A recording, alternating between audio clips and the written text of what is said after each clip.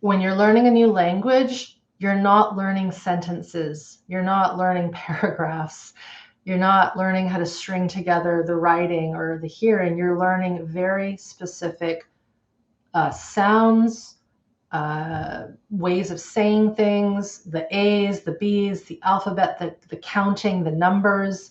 You learn I and you and toilet and all that, nose. This is why kids, when they learn, the parent is like, this is your nose and this is your hands. And you say these things and the baby sees you speak it.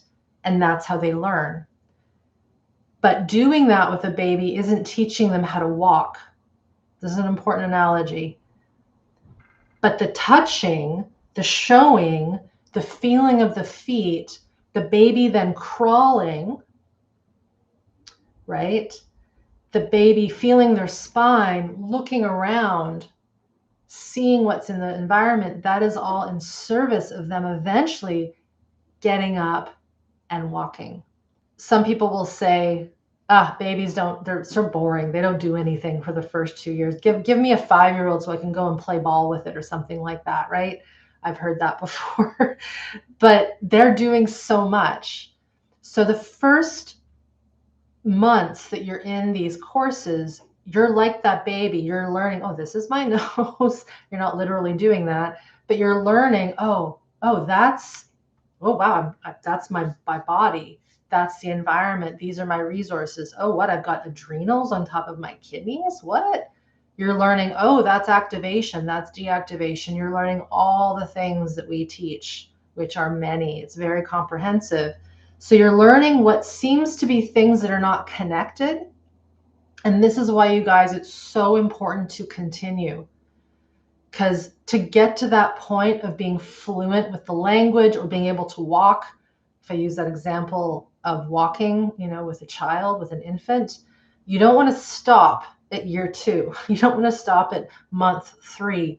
You want to keep going. And I know this because of our alumni that have been around for the last 8 to 10 years, and more so in the last 5, when we've had more people go through the program.